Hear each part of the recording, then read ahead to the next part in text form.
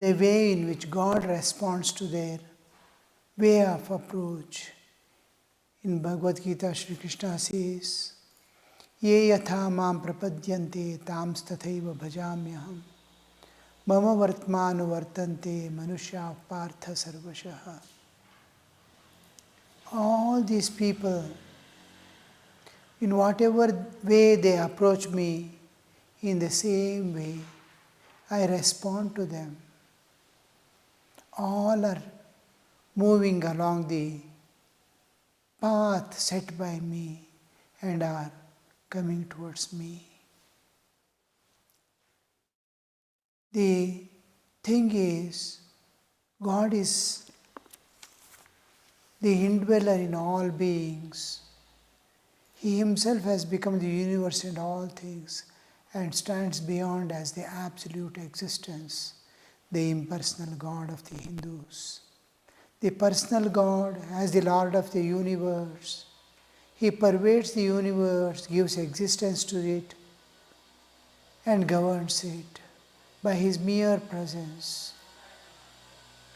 Similarly, in individual lives, jivas, we see him pervading the individual jiva and giving existence to it. It can cognize, it can perceive, it can interact, it can act, because that consciousness is there, and that consciousness is God, which is making the entire bodily existence, which belongs to nature, also conscious. Because the God's consciousness is pervading the individual jiva, it is conscious. It is conscious and its body becomes conscious in waking state. His mind becomes conscious in the waking and dreaming. In deep sleep, his consciousness is indrawn and is in dormant state, unmanifest. But it exists knowing itself within itself. So all this is possible because God is there. And in whatever way the jiva approaches, he being the indweller understands it. He being the outdweller manifests in that way. The same one, just like I have pain here, this portion is calling me. The moment I see the pain, my other hand goes to remove that pain. I put some balm. I am approaching myself. The call is from within me. The response also is from within me. Because I pervade both. This hand also, which is going to give relief to that hand, is also my part. This pain I am experiencing. My hand is going there to relieve the pain. Now, God is, suppose this is the Jivatman, this is the Ishvara, and the whole bodily existence is the Brahman, the absolute existence. Now, the call is to one and the same. This hand, the Ishvara, is reaching the Jiva to help him, to give relief to it. It's within one's own self. When you see from the God standpoint, he pervades the Jiva and he pervades the Ishvara, the Lord of the universe, and stands beyond it, unchanging eternal reality. So this aspect, so this call, it is responded. Because this is also conscious, it can understand the pain. I pervade it as the Lord of the universe, and I understand it. I approach it. It approaches me. I respond to it. So when God responds, the whole action and reaction is happening within himself. He pervades everything. So he is able to respond. So Krishna says, In whatever they come to me as master, I go to him as my dear servant or a seeker. God, someone comes to me, the God, someone comes to God as mother. God approaches it as its own child, as a friend, as a friend. So in whatever way, here Sri Ramakrishna is taking two important distinctions. The jnani, how he approaches God, and how God responds to his call. It is he alone. He is responding to him as the impersonal God. And he is satisfied. And his conviction is that all other things are absent, or just an appearance. The universe, all the things, the various state of existence, everything is just a namesake. Actual reality is not there. Brahman alone, the absolute existence alone is real and eternal. All others are appearances, are passing appearances, just like in TV unit, the things are moving. Actually, if you see, nothing is there. But if you get involved in any story on the TV, it looks real. It looks real. So, but it is virtual. So, like that is a jnani's approach. But Bhakta takes in an entirely different way. He takes every state and everything as real. It's manifestation of God. It may be impermanent, it may be changing, but it is glory of God. We'll go through how this Sri Ramakrishna is explaining. He who is called Brahman by the Jnanis is known as Atman by the Yogis and Bhagavan by the Bhaktas. Bhagavan by Bhaktas. That is, one who possesses all good and great qualities. Bhaga means good and great qualities, matchless qualities. Is called Bhagavan. We have discussed the Bhagavan in earlier classes also. The same Brahmin is called priest when worshipping in the temple and cook when preparing a meal in the kitchen. Same person, different way of approaching. The jnani, sticking to the path of knowledge, always reasons out about reality, saying not this, not this. This is not God, this is not God, this is not God. How do you say this is not God? Because it is changing. God is changeless. This is subjected to time and space. It is perishing every moment. One thing is changing to another. I was a child. I have become nearing the old age now. Every moment I am changing towards that destructive aspect. The previous state, every moment is dying away, new state is coming. Year by year, moment by moment, seconds by seconds.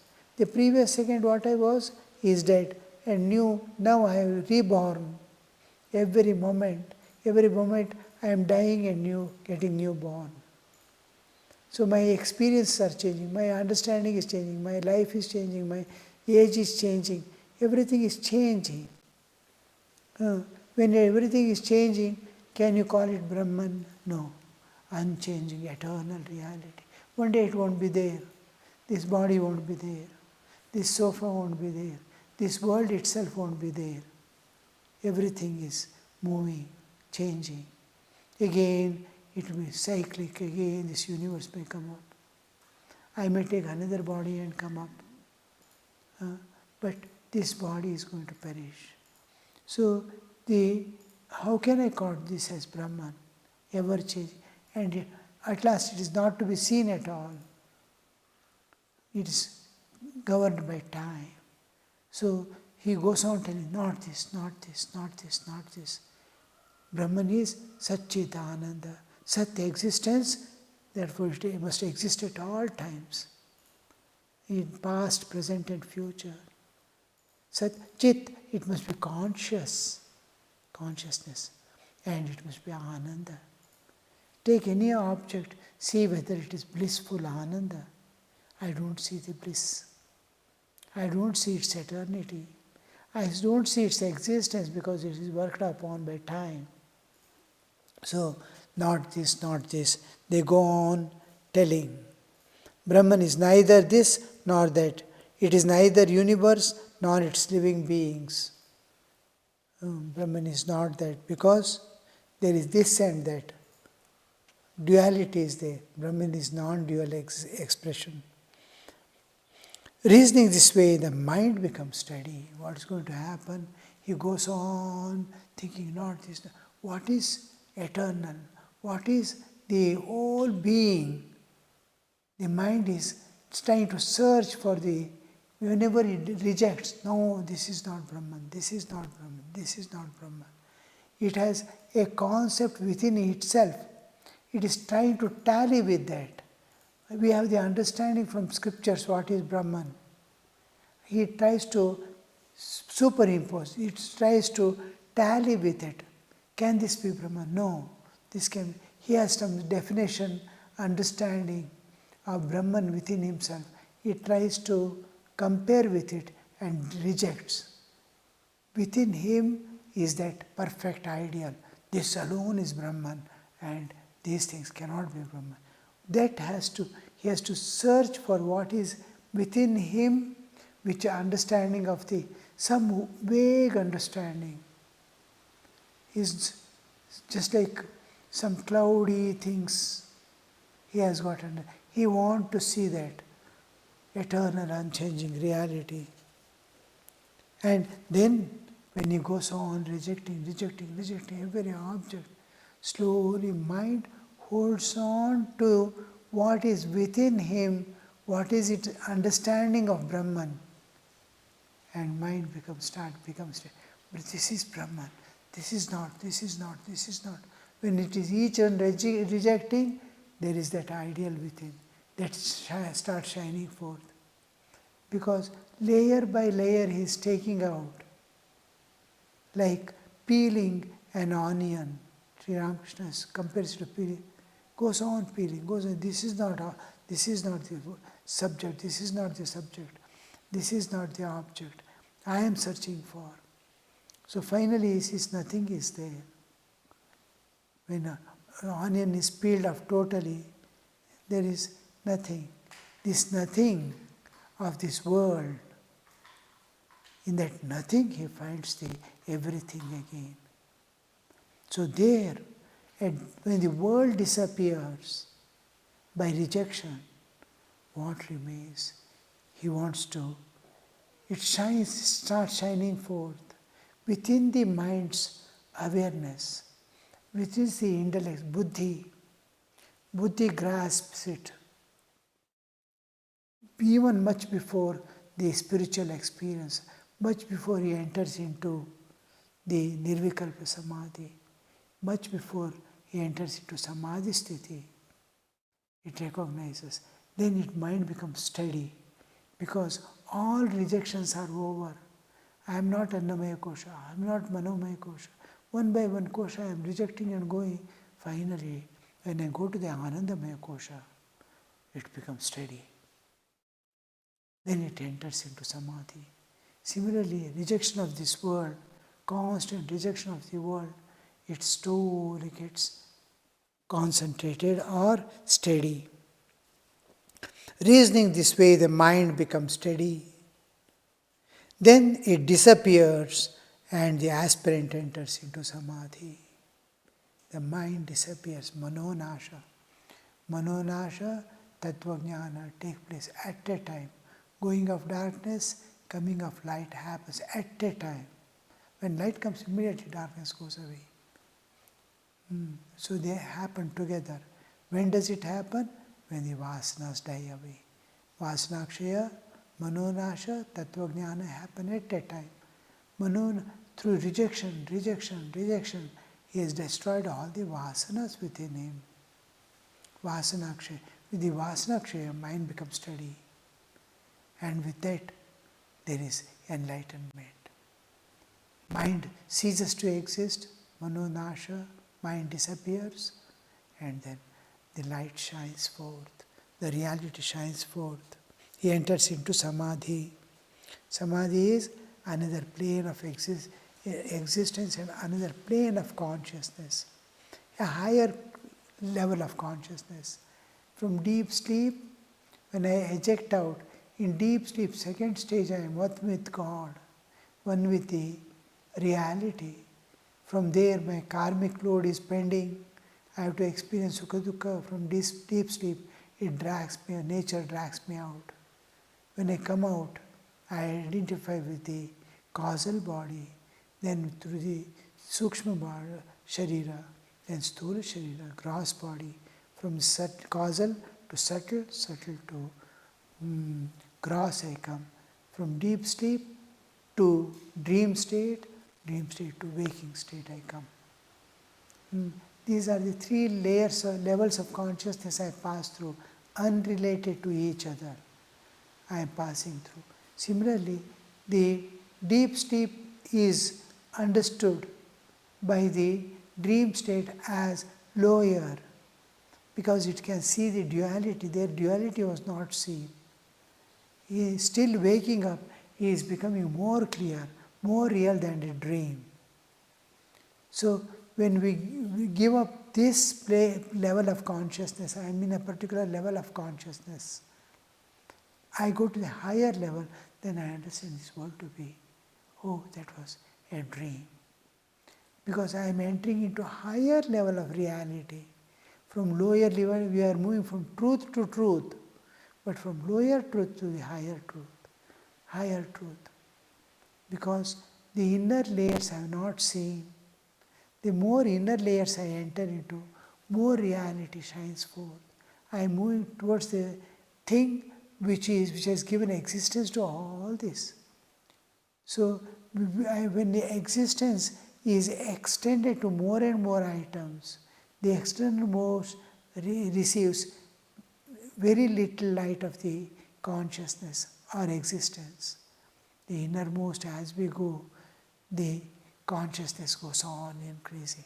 Just like you are moving towards sun, more and more heat, more and more light as you go towards. So from bodily existence we travel, from the universe we travel to the beyond.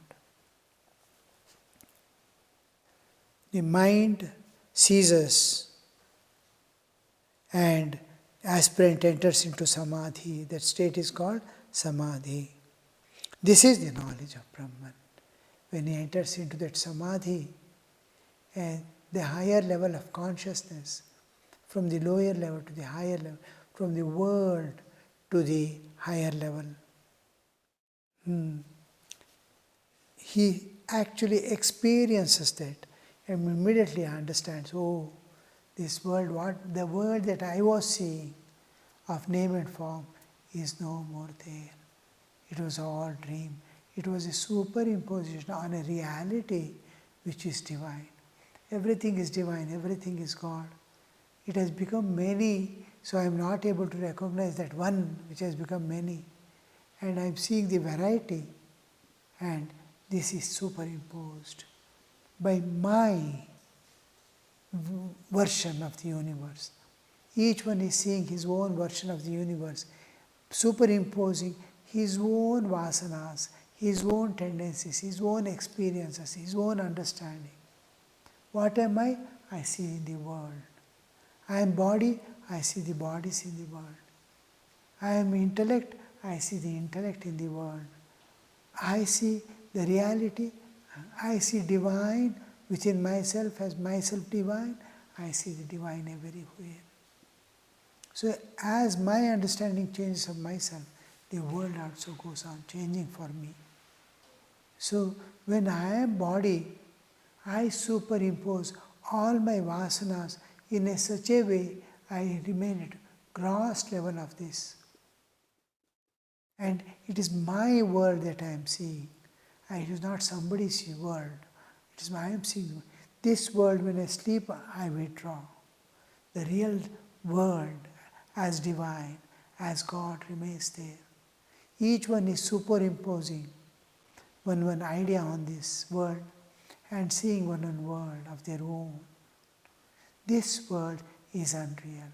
This world is going to disappear. The real world as divine will remain eternally. So here we have to distinguish between my version of this universe as unreal.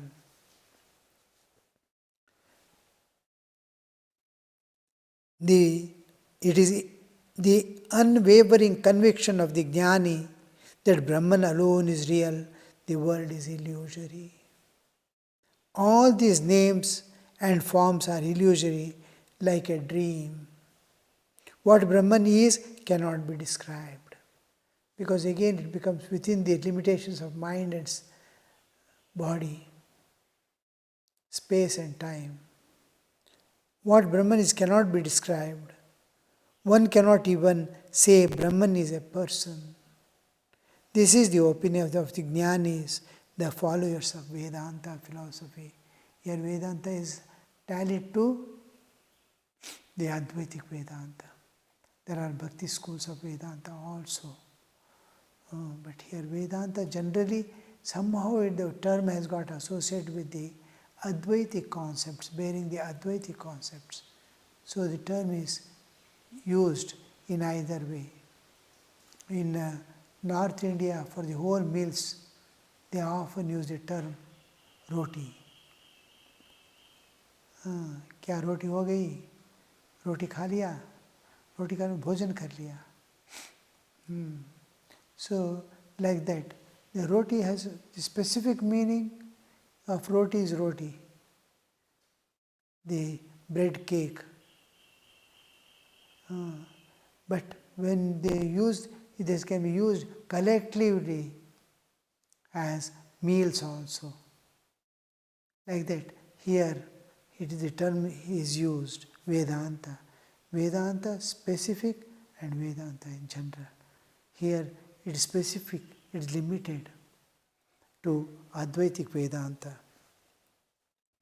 But the Bhaktas accept all the states of consciousness. All the states. Later on in Advaita also we find we don't use the term asat, unreal. We use the term mithya. Mithya is something is there, I am seeing something else. It is appearing to me as something else. So there we use the term mithya instead of asat, unreal. It is, instead of unreal, I am using a term which means a distorted understanding, distorted meaning. So what we say, everything is truth, everything, because I am experiencing it. Dream is, I am experiencing dream. So it is real. When I wake up only, it is unreal. When we wake up also, I have seen the dream is real. Dream itself may be unreal, but my seeing dream, the dream which I have seen, I can't deny because I have experienced it. So to that extent, it is real. So we say it in Vedanta, Pratibhasika Satya. This is Vyavaharika Satya, the transactional reality that is appearing as reality, Pratibhati. It expresses itself as real, Pratibhati. So it is just projecting itself to be real. It is projecting, look here, I am real. This world is presenting. And I accept, I perceive it in the same way. So this we call Pratibhasa. The absolute existence, which is ever unchanging, eternal reality, the Brahman, we call is the Paramarthika Satya. Vyavaharika Satya, below that is Pratibhasika Satya. All the things we see as a dream is Pratibhasika Satya. And certain things I sit and imagine and daydreaming, all this come under the Pratibhasika Satya. This is the world in which we move about, is what we are doing is called transactional. I am transacting with it. Action is there, reaction is there. I am part of the karmic cycle. So this is we call transactional, the vyavaharika satya, the paramarthika, ultimate reality. That is why the term truth and reality is used in Hinduism specifically. Reality. And the search for that real is called Satyanveshana. Search for the reality, search for the reality. Satyanveshana. Anveshana is to search. So, is this real? Is this real? Is this eternal? So go on rejecting, and finally, when they go to the absolute, they see this world that each one sees is unreal. When a realized soul sees the same world again, he sees divine has become everything. He sees divinity in everything. Like seeing a lamp, light. Light, it is self-luminous. It is expressing itself. There is no doubt about it. So here Sri Ramakrishna is giving that the various other levels of consciousness are also real. Bhaktas accept there are two channels through which we go to the reality. One is my heart channel, another is the intellectual channel. I go through the intellect. Intellect is nature's vehicle to take me beyond. Heart is my own vehicle to reach the beyond. So one is I am trying to understand everything through intellect, discern through intellect, and this we call buddhi or jnana yoga, the path of knowledge. Another is through the path of love. Heart, the manifestation of my own self is the love. The emotions are my own projections of my own existence, as if I am becoming molten and pouring myself away, is love. So I can understand everything I can view through my heart as well as through my intellect. Suppose some person is doing a mistake. I look at him. I look at that mistake and I can take a decision regarding it through my heart or intellect. Intellect says, yes, he has done it, he deserves punishment. Punish him. Intellect. Heart says, everyone does mistake. What is there? He might change. Give him an opportunity to change. Teach him how to change himself. Help him to come out of it. This is the decision heart takes. So the same thing I can see intellectually or I can see through the heart. The love tries to unite, tries to break down the differences, try to simplify. Intellect remains strict and stern, holding on to the things which it understands to be real. Om Shanti Shanti Shanti Hare Om Tat Sat Shri Ramakrishna Arpanamastu.